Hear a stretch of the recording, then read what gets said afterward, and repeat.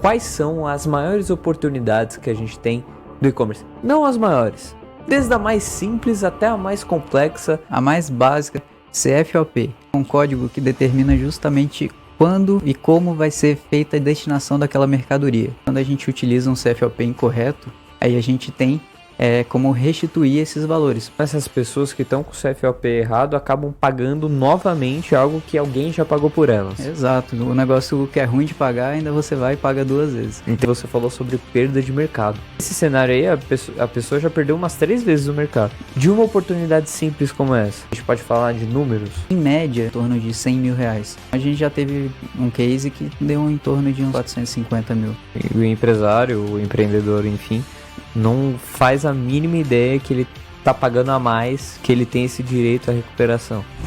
Eu vou te fazer uma pergunta polêmica. Qual é o percentual de empresas que a gente acaba encontrando oportunidades, seja de recuperação de crédito ou de planejamento tributário? Praticamente 100%. Quais são os valores médios de uma empresa que fatura 500 mil? Economia, né, que pode ser proporcionada através do planejamento tributário, é em torno de 20 a 30 mil mensal.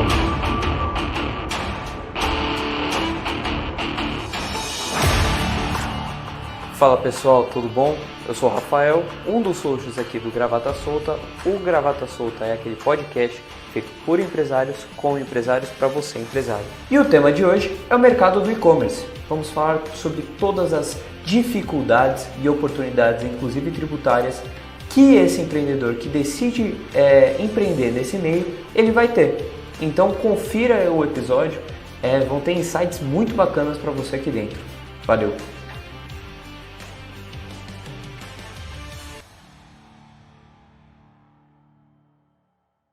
Pessoal, falar um pouquinho do ADVBox. Ele é um ERP completo para advogados, tá?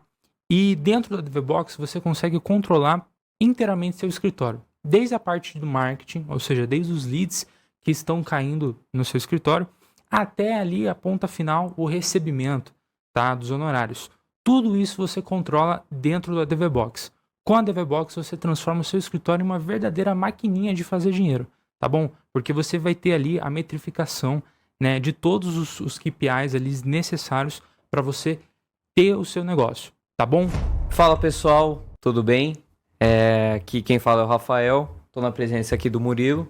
Estamos também na presença do nosso convidado interno, que é o Vitor.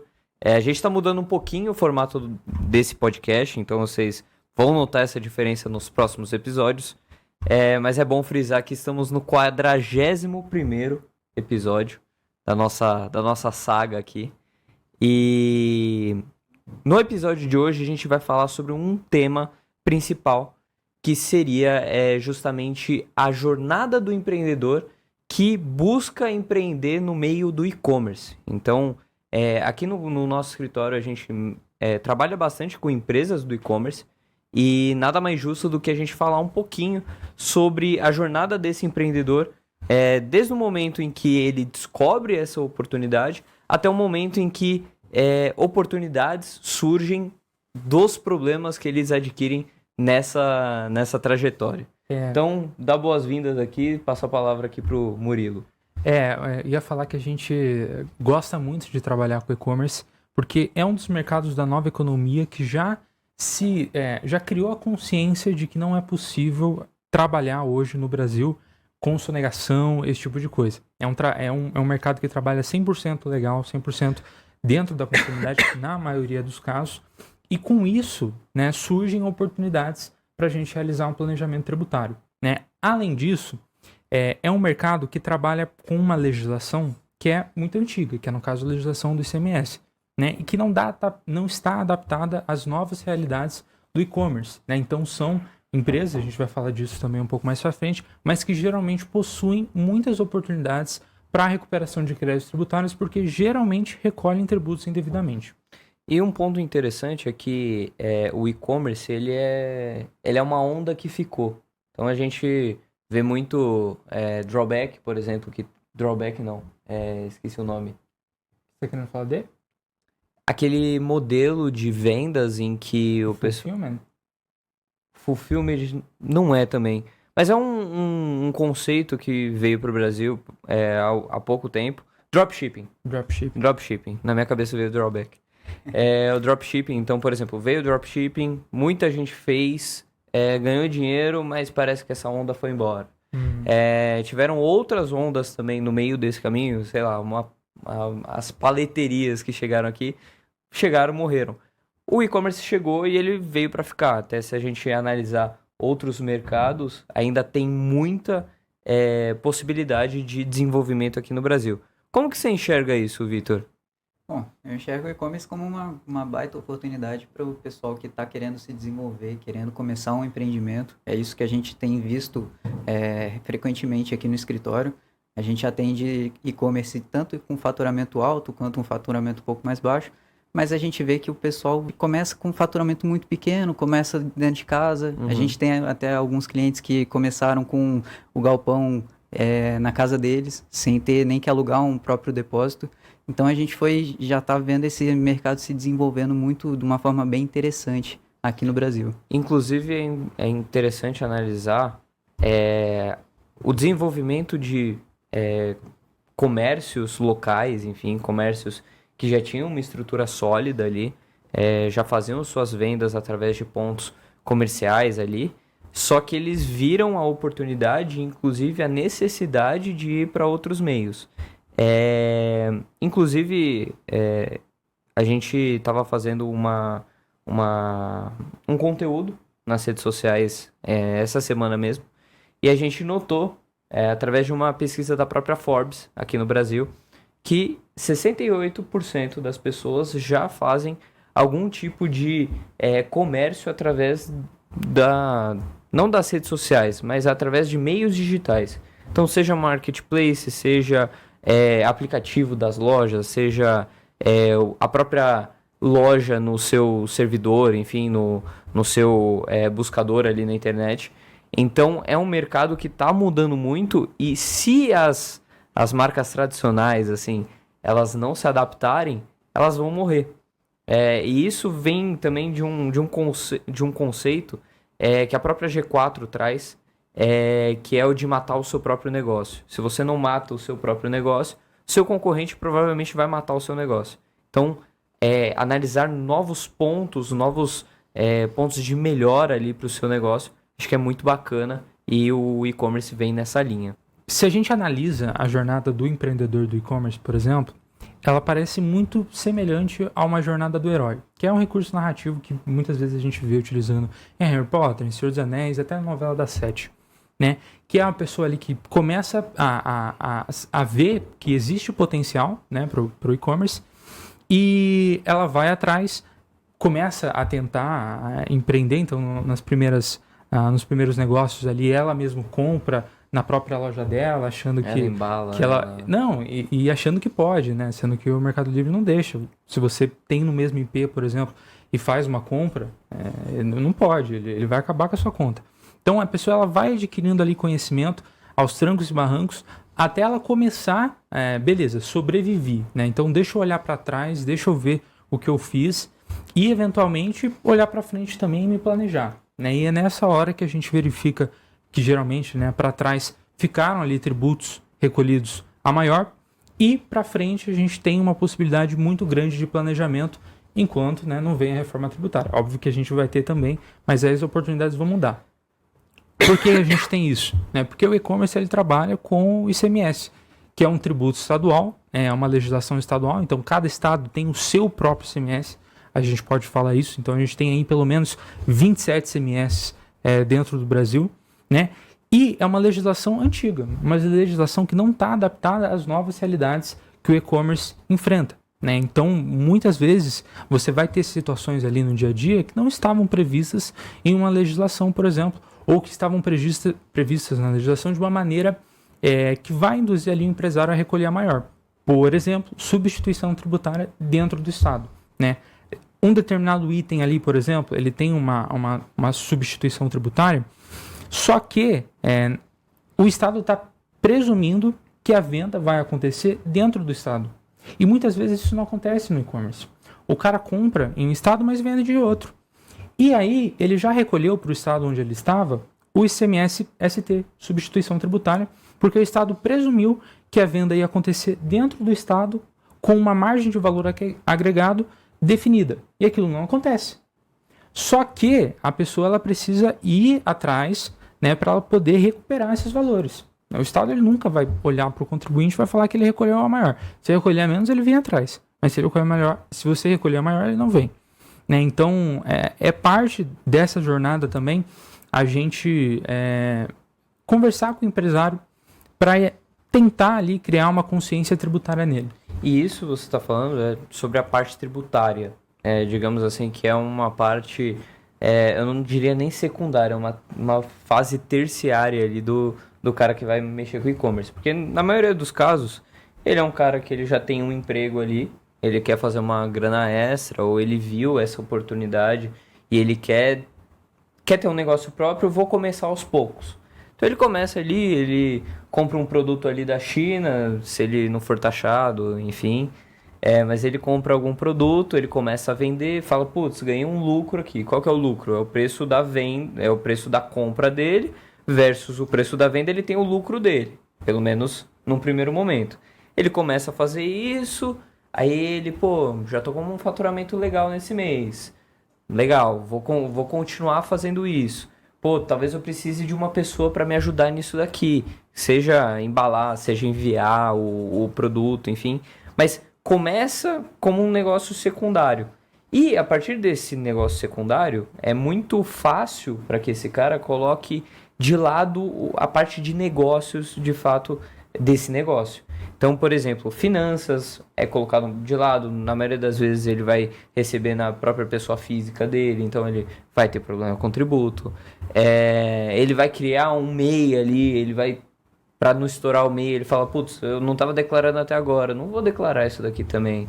E, estoura o MEI, aí ele vai para o Simples Nacional. Às vezes ele tem um recolhimento a maior, ele fala, não, agora eu tenho que me estruturar. Ele pega, vai atrás de um contador. Às vezes esse contador... O que acontece muito no mercado é que os contadores eles são vistos como commodity num primeiro momento. Então, qual contador que eu vou trazer para minha empresa? Eu vou trazer talvez o contador mais barato. E talvez esse contador mais barato não tenha braço suficiente para atender as 1.000 empresas, milhares de empresas que ele tem ali sob seu bojo. Então, talvez o trabalho desempenhado ali não seja o de excelência, e isso pode trazer problemas futuros. Mas, fora esse lado tributário, tem toda uma questão de gestão do próprio negócio que é deixada de lado, que futuramente pode trazer problemas. Inclusive, Vi, pegando o lado do e-commerce como exemplo, e a gente tem um histórico de empresas do e-commerce aqui dentro do escritório. Como que é para esse cara? Ele acabou de começar a empreender no meio do e-commerce. É difícil para ele faturar muito? Como que funciona isso? Quando a gente fala de e-commerce, a gente já vê algumas empresas que começam faturando quase nada e do nada tiveram um boom, principalmente na época da pandemia. A gente tem alguns clientes que inclusive aconteceu isso.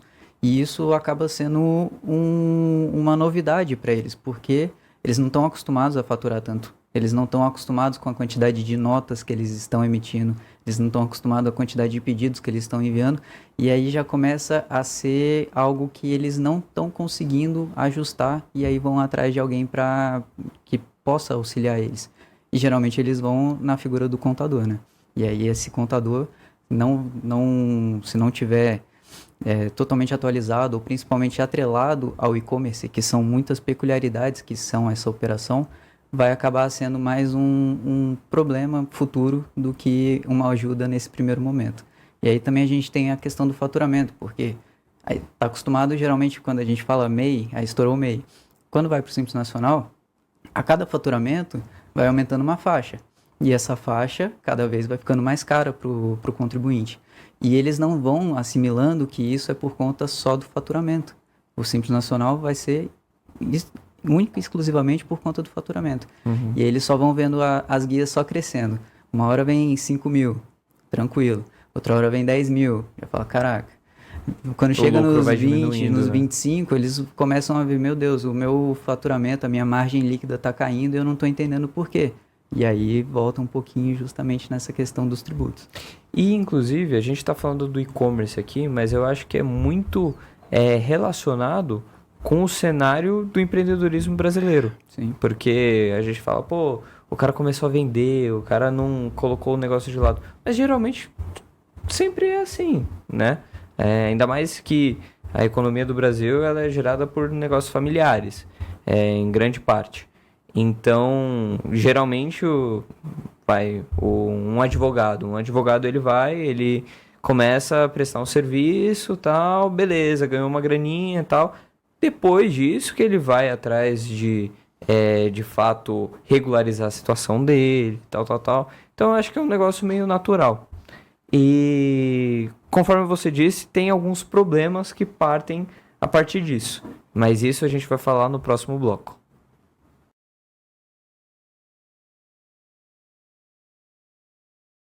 Vamos falar um pouquinho do e-auditoria, então. Uma ferramenta voltada para o contador ou advogado. Ela é perfeita para você fazer todas as análises, todos os cálculos tributários das empresas dos seus clientes. Então, se você está buscando um software para fazer todos os cálculos relacionados à recuperação de créditos tributários ou otimização tributária dos seus clientes, ela é a ferramenta adequada para o seu negócio. Nesse bloco aqui, a gente vai falar um pouquinho sobre as problemáticas que esse empreendedor que começa a empreender no e-commerce, ele vai sofrer por deixar de lado alguns aspectos do negócio dele.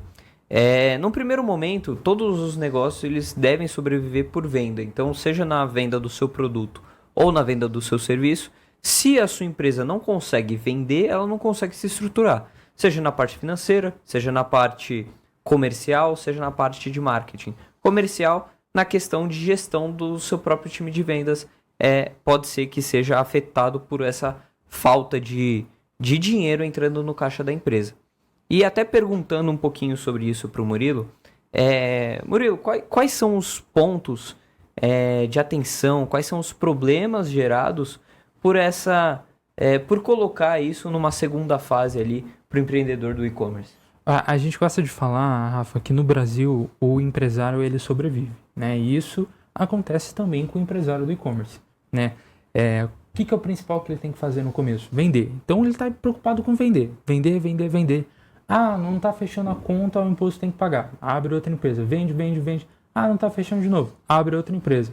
Né? Ah, não está dando para pagar. Deixa para pagar, vamos pagar fornecedor, parcela isso daí, toca o barco, né? E vai chegar uma hora que ele vai olhar para trás, ele vai perceber que ele tem uma cauda gigantesca, ele tem ali uma questão muito grande a ser tratada. Então é um cliente que, geralmente, né, um empresário que ele já chega com parcelamento a fazer, ou se não é o caso, né, se ele optou por ter uma regularidade fiscal, muito provavelmente vai ser o caso da gente ter uma recuperação de créditos tributários, né, porque ainda tem isso. Né? O e-commerce ele não está adaptado à legislação do CMS, né? Ou a legislação do CMS não está adaptado ao e-commerce, melhor falar assim. Então a gente tem a situação ali dos dia a dia no e-commerce que possibilitam, muitas vezes a gente vê, é um caso muito clássico de recolhimento a maior de tributos, né? Um caso mais clássico ainda é a questão do CMS-ST. Isso a gente vê, é muito fácil a gente encontrar empresas que recolhem CMS-ST e realizam a venda para um outro estado, né? Então isso a gente vê bastante. Então é um empresário que tem muito a ser trabalhado. E puxando um pouquinho o Vitor para o debate aqui, inclusive o Vitor ele tem muito contato com os e-commerces. Eu vejo que tem dois problemas muito em comum em todos os e-commerces. Talvez por esse momento de deixar num segundo plano aí, que é a precificação, que eu acho que tem total a ver com isso, que ele está colocando o preço dele talvez até a mais do que o mercado, ele está recolhendo a maior, então ele tem que embutir isso no preço dele, do produto. Então, um é precificação e o outro é registro de marca. A gente vê muito aqui dentro do escritório. Fala um pouquinho pra gente, viu, o que pode impactar isso e, principalmente, o que acontece nas empresas normalmente para esses empresários virem falar com a gente sobre esses problemas. Perfeito. Bom, primeira coisa é o recolhimento muito alto de imposto no mês. Isso aí o empresário, quando ele vê que faturamento está aumentando, mas que o imposto também está, ele já começa a acender a primeira luzinha de alerta de o que dá para ser feito. Porque às vezes ele já fez todos os artifícios ilícitos, né, que a gente diz assim, para tentar reduzir essa carga, mas que mesmo assim não está surtindo efeito e principalmente não está trazendo aquela segurança, aquela tranquilidade de você pegar e dormir tranquilo com a cabeça no travesseiro. E aí com isso os empresários vêm para a gente com alguns problemas, como por exemplo, a precificação é um ponto muito chave no e-commerce, porque se você não faz corretamente, você está ou tirando do seu caixa um valor, um seu lucro, ou então você está deixando uma margem para o seu concorrente tomar a fatia de mercado que você tem. E aí, com isso, gera um problema muito maior. Porque quando você está já jogando contra você, você já tem 2 concorrentes assim para passar à frente. Ou você perde mercado ou você perde caixa. Exatamente. Então, esse aí já é a segunda luz de alerta, vamos dizer assim. E aí, a terceira é quando você vê que alguns fornecedores não estão dando conta do seu estoque, quando você está vendendo há muito e os seus fornecedores não estão dando conta. A quarta luz de alerta, que é justamente quando chega alguma notificaçãozinha, né? Quando a gente fala de e-commerce, a gente está falando de, muitas vezes, todos os estados. Então, você está contribuindo ICMS em todos os estados, se você tiver um alcance desse. Então, se você já saiu do Simples Nacional e acabou de esquecer de pagar um DIFAL, com certeza vai chegar uma cartinha da Secretaria da Fazenda, vamos lá, do Amazonas, cobrando o DIFAL. Você vai falar, o que é DIFAL? Porque eu não tinha esse imposto a pagar antes e agora eu tenho. Então, o que está acontecendo? E aí, daí em diante, é só procurando algum profissional mesmo que possa auxiliar, que tudo bem, a gente sabe que a carga tributária, principalmente a legislação tributária, é muito complexa no Brasil e que se você sentar para estudar, você pode. Mas você vai estar você vai estar abrindo mão de, por exemplo, buscar novos produtos, buscar um preço melhor no fornecedor, buscar estratégias melhores de venda e com isso você vai também perdendo um pouco da fatia de mercado que você pode alcançar se você terceirizar esse tipo de análise. É isso aí. E um outro ponto que eu gostaria de puxar aqui é na fala do Murilo. Quando o Murilo falou, tô ficando sem margem, o que eu faço? Eu vou e crio outro CNPJ, e daí vende. Crio outro CNPJ, vende. Tem muita gente que faz isso por uma questão comercial, a gente sabe disso, e tem gente que faz isso por um planejamento tributário. Para quem tá só me ouvindo, eu tô fazendo uma aspas aqui na mão para falar sobre esse planejamento tributário. Porque muitas empresas acabam fazendo a criação de uma empresa no Simples Nacional. Vamos imaginar, ela está próxima de ser desenquadrada do Simples Nacional por conta do faturamento. Então ela já está faturando seus 300 e poucos mil, ela vai ter que sair do regime do Simples Nacional.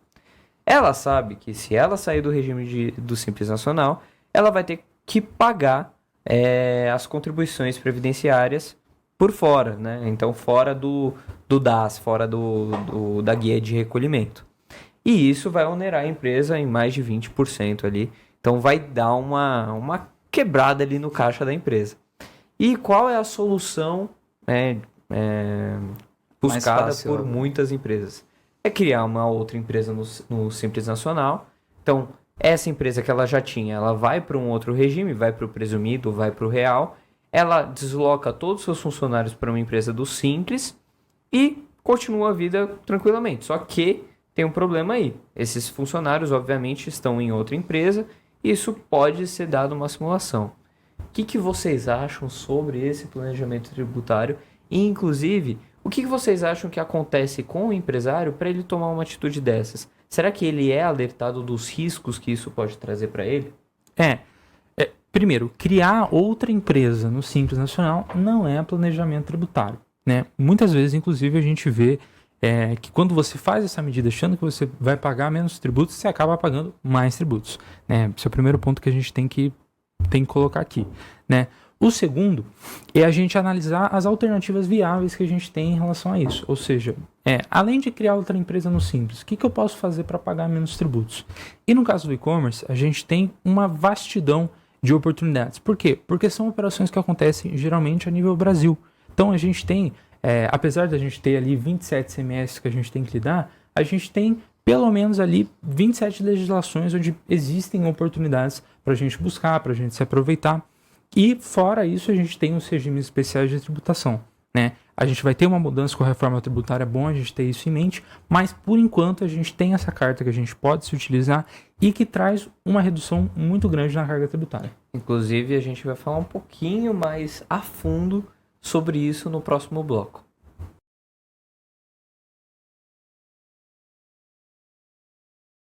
Pessoal, falar agora do Chat Guru. Para resumir, você trabalha com vendas e usa o WhatsApp? Então o Chat Guru é para você. Sabe por quê? Porque ele é uma ferramenta que automatiza os processos, tá? Ele consegue ali simular como se fosse de fato uma conversa humana, não fica aquela conversa que você sabe que é um robô. E de fato você consegue ali salvar tempo do seu time de vendas na medida em que você automatiza esse processo, escala esse processo sem precisar contratar outras pessoas ali para fazer o atendimento. Muito bacana.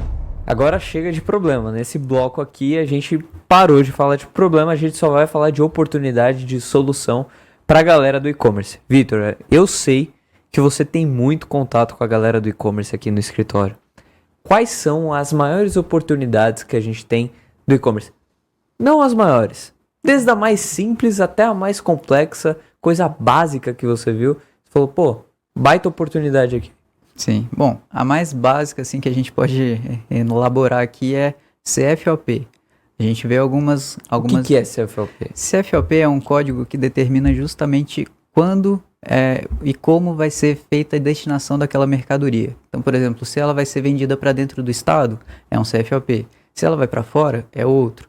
Se ela é ST, né, substituição tributária, ela é um finalzinho, é outro número. Entendi. E aí, por conta de 4 números, a gente já tem uma infinidade de oportunidades, principalmente quando a gente está falando de produtos monofásicos e substituição tributária. Entendi. E como que funciona essa oportunidade? A gente, por exemplo, vai identificar essa oportunidade, o que vai gerar isso para a galera do e-commerce? Bom, a principal oportunidade é que justamente quando a gente utiliza um CFOP incorreto, aí a gente tem como restituir esses valores. Por quê? Geralmente, você está colocando o código básico, o código padrão que todo mundo utiliza. Uhum. E o código padrão que todo mundo utiliza é justamente o tributado integralmente, vamos dizer assim. Então, tudo que você vender vai ser tributado. Só que por conta dessas duas operações que eu falei, né, tanto do ST quanto do monofásico, você não necessariamente vai ter que pagar novamente. Então essas pessoas que estão com o CFOP errado acabam pagando novamente algo que alguém já pagou por elas. Exato. O negócio que é ruim de pagar, ainda você vai e paga 2 vezes. Entendi. E daí vai um pouco naquela linha que você falou sobre perda de mercado. Nesse cenário aí, a pessoa já perdeu umas 3 vezes o mercado. Já, pra correr atrás de novo, vai ter que gastar muito com ads e... O bom é que dá pra recuperar. Dá, isso é bom. Exatamente, isso que é o bom. Principalmente por conta da regularidade do e-commerce, né? Que a gente volta no que a gente falou nos últimos blocos, que é justamente de... não tem como sonegar, né? Então, tudo que foi vendido no e-commerce, as plataformas têm total controle e principalmente os contribuintes também. E essa oportunidade você disse que é simples, certo? É simples. De uma oportunidade simples como essa, tem algum case que passou, enfim, a gente pode falar de números? Falar de números é sempre bom, né? Então vamos lá. Quando a gente fala de números assim, em média, dependendo do faturamento em torno de uns 200, 300 mil, a gente está falando de um período de, 3 anos, em torno de 100 mil reais. Caraca! Esse é o médio que a gente pega. Mas em compensação a gente já teve um case que deu em torno de uns 450 mil. Em 3 anos, 4 anos de empresa. 4 anos, isso. Porque aí já remete ao período da pandemia, que o e-commerce deu aquele boom. Então tem uma movimentação maior dessa atividade. E aí a gente tem bastante oportunidade. Show. Você falou de uma simples, vamos falar de complexa. Fala uma oportunidade complexa aí para os e-commerce. Olha, prepara então a canetinha aí, porque... Vamos lá. Seguinte... O e-commerce tem como principal despesa as comissões de marketplace. Então, independente, você não tem como fugir. Você vendeu no e-commerce, eles vão te cobrar um valor referente à comissão que você vai ter que pagar pelo serviço utilizado. A taxinha deles lá. Exato. Então, a gente já tem uma oportunidade aí justamente de utilizar essas taxas como insumos, né? Como valores que são passíveis de crédito. Então vamos lá. Tudo que você paga, você pode tomar um crédito e aliviar um pouco a conta no final do mês. E essa taxa de marketplace é justamente uma dessas despesas que a gente pode tomar crédito. Só que a gente tem alguns produtos que principalmente são monofásicos, em que não há necessidade de pagar PIS e COFINS nas demais cadeias. Só quem industrializa ou quem produz aquela mercadoria.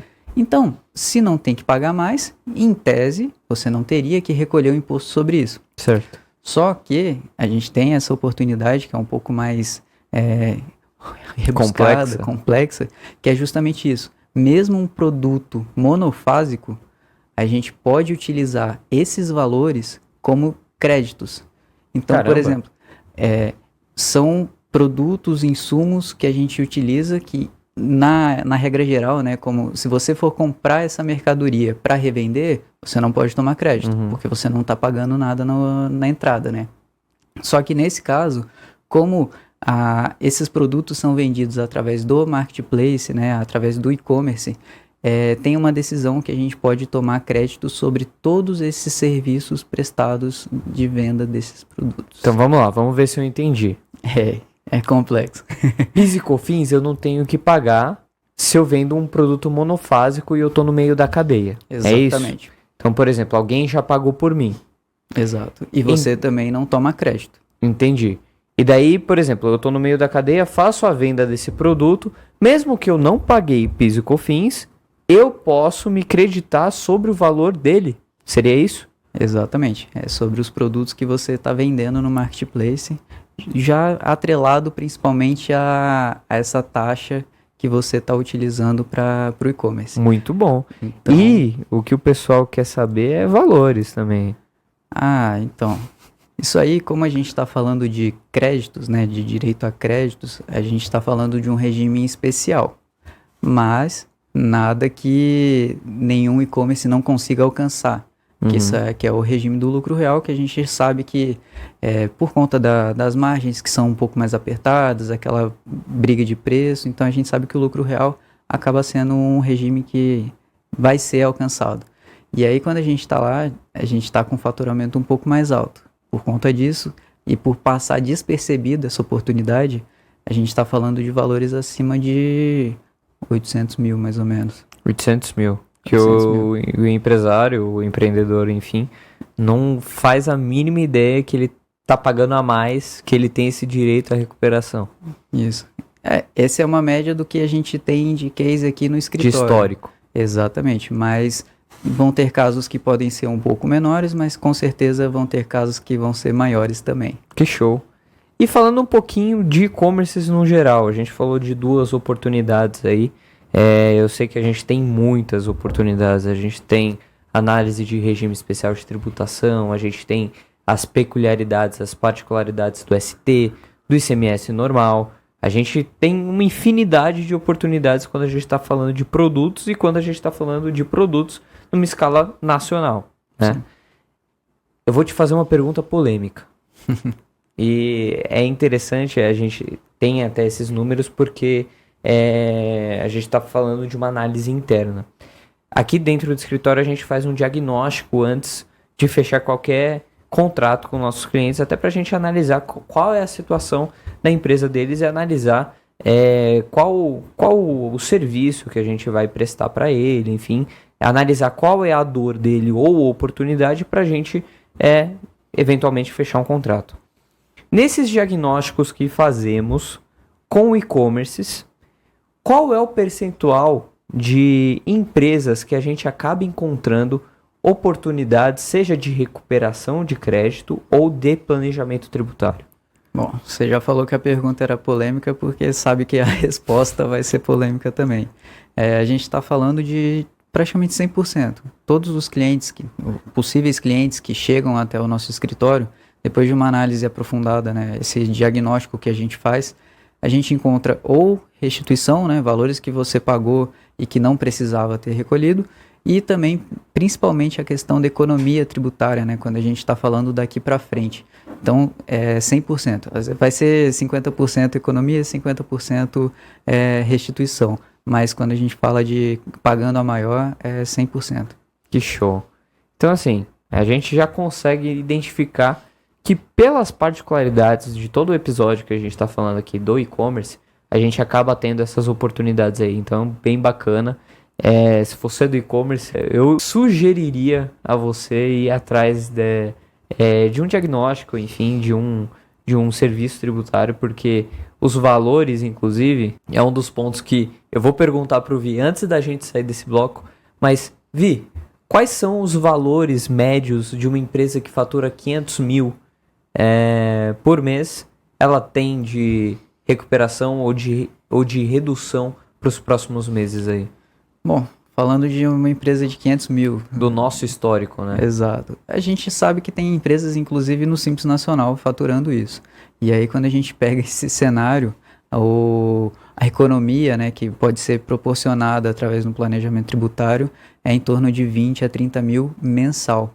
Isso porque a gente já falou nos outros blocos, tem o recolhimento por fora, né, da guia do Simples Nacional. Então, a gente já está praticamente juntando dois regimes em um.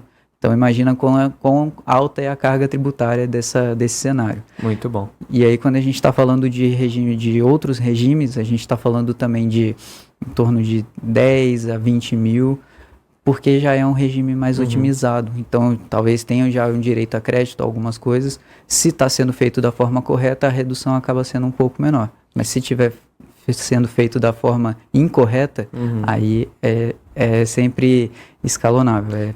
E um ponto interessante, quando a gente fala de recuperação ou de redução, a gente está falando de um lucro de 100%. Explico.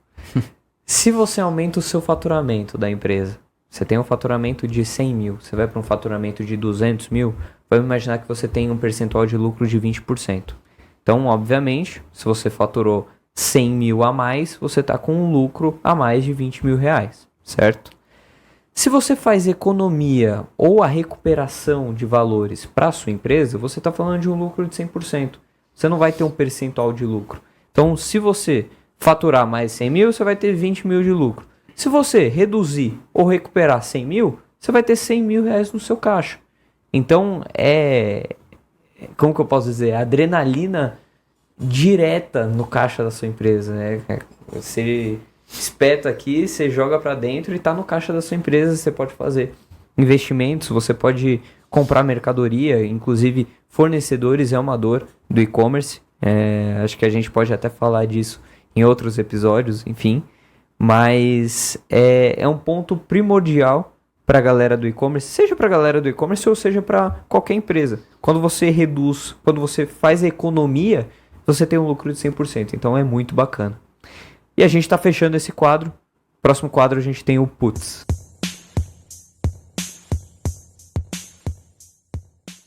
E chegamos no nosso último bloco do Putz, né? Em homenagem ao Murilo, que ele teve essa brilhante ideia do nosso nome. É um quadro inspirado em Marília Gabriela. Então vamos lá. Eu vou falar algumas coisas aqui, então eu vou falar, fala uma palavra que te remeta a tal coisa. Ou eu vou te dar duas opções e vambora. Beleza? Fechou. McDonald's ou Burger King? Burger King. Nada a ver, mas é só pra gente começar. Essa não precisa nem pensar. Uma oportunidade para os e-commerces. Uma oportunidade para os e-commerces? É que são tantas, né? Mas vamos lá. RETs. RETs? O que são RETs? RETs, Regimes Especiais de Tributação. Isso aí é uma infinidade que cada estado praticamente tem um. E aí a gente vai e escolhe o que é mais interessante para cada um. Mas RET é fundamental. Vamos lá, então. Um erro muito comum cometido pelos empreendedores que empreendem no mercado do e-commerce. Olhar só o faturamento. Eu acho que é uma métrica que no começo é muito interessante, mas que a cada vez que você vai aumentando ele, você vai meio que ficando cego sobre isso. Massageia o ego, né?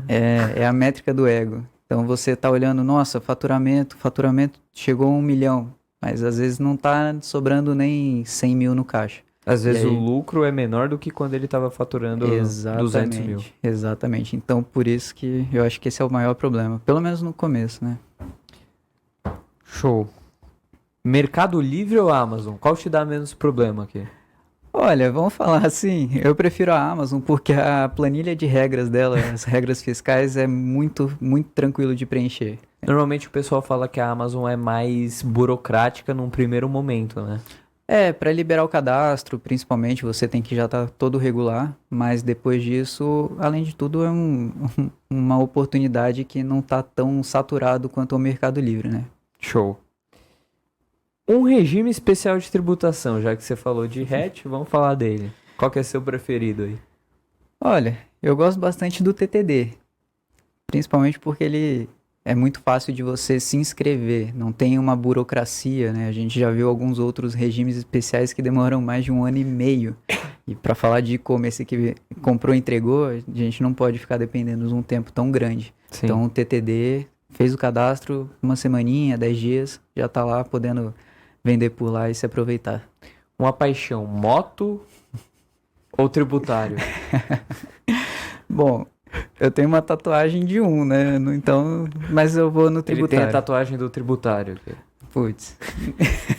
Putz, olha aí. Vamos lá. E a última, loja virtual ou loja física? Virtual. Virtual. Não tem nem o que falar.